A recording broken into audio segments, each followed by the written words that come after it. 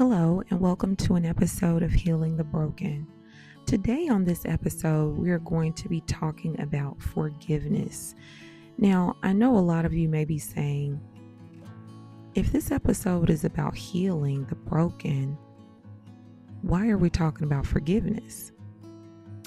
Well, it just so happens that forgiveness is a major part of your healing journey. In fact, the longer that you decide to hold on to things that happened to you from the past, things that you may have done that you haven't forgiven yourself of, the longer that you prolong your healing, your deliverance, and your restoration. What makes me qualified to speak about forgiveness?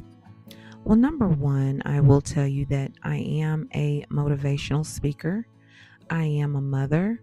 I am a short-term investor, and I am an author. I have a book on Amazon that is available for you to purchase on Kindle if you would like. But I've also battled with my own struggles of forgiveness. You see, it took me over 30 years to forgive my mom. And when I realized the longer that I held on to the pain that her actions caused me, the more it was actually tearing me up on the inside. You see, my life wasn't progressing for years. I would have times of joy, times of elevation. I would have times of acceleration, but it seems like they were all short-lived. There was always a part of me that was undealt with, that was buried deep within inside me that other people may have not been able to notice, but I could tell that there was something wrong, and I knew exactly what it was. So it was when I decided that I was going to understand my mother on a deeper level. And what I mean by that is that everybody is here for a purpose. Everyone is here for a reason. God created each and every one of us with a purpose to fulfill. But we also have an adversary that would like to detour us from that purpose by any means possible. And in most cases, he will use hurting people to hurt you. And oftentimes those people are the closest people to you because they are the ones that have the most access to you in order to do things that would really cut you deep. So I had to gain a bigger introspection of my mother. And I understood that at the age of 15 months old, she lost her own mom due to murder. Her mom was murdered at the age of 19. And my mom suffered for years due to the lack of having a mom. She didn't know what it felt like, couldn't even remember what it felt like to be embraced by her mother. She couldn't remember what it was like to be held and fed by her mother. She never got the opportunity to have her mother walk her into a classroom, introduce herself to her teachers, go to any type of parent teacher meetings. She doesn't recall seeing her mom opening up Christmas gifts. Her mom was not able to show up for her sweet 16, help her with her prom dress, or walk her down the aisle when she was married. So all of these things she lacked in life.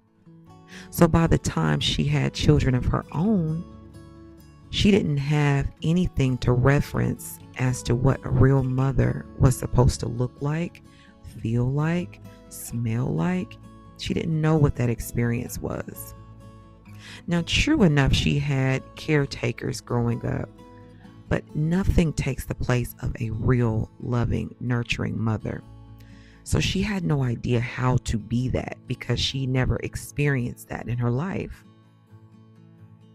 So once I sat down and really gained a bigger introspection of the things that she went through, the things that she was lacking and missing in life, the easier it was for me to accept her accept her actions, and forgive her. Because I realized a lot of things that she did, that she said, was coming from a place of brokenness, a place that was never healed. So all of this helped me to understand her and to actually be more supportive of her. And what that did for me in return is began to heal the wounds that were on the inside of me. It began to fill the void that was on the inside of me. And the more I did this, the easier it became for me to walk in a newness of life, renew my mind, become better in every aspect of my life, even a better mother myself. So what I would like to do is challenge each of you that are listening. I would like for you to get a journal, and I would like for you to just write down anybody that you may be harboring offenses towards. Anybody that may have offended you in any way, cut you deep, or hurt you emotionally. Write their names down. Write down the things that they did that hurt you, how it made you feel, and how long it's been. How long have you been holding on to it? And then I also want you to make a separate section, just taking an inventory of your life, just to see. Now, from the time that this incident occurred, or from the time that you may have been emotionally scarred from this situation or this instance that happened, how has your life been? How has your mental been? How has your health been? Because see, what we choose to hold on to, it only affects us. It does not affect the other person in any way. Oftentimes, when people hurt us, they don't even realize they hurt us. If it wasn't intentional, they don't even realize it, and they just go on about their lives. But we're the ones, if we linger on to a thought or an idea, and most of the times where that comes from is a place of already unhealed wounds. It's like you've already compartmentalized circumstances that happen in your life. And unknowingly, your subconscious is meeting new people with the expectation already that they are going to do something to disappoint you or hurt you in some type of way. So it's kind of unfair to the new people that we meet that, don't even know what they're walking into.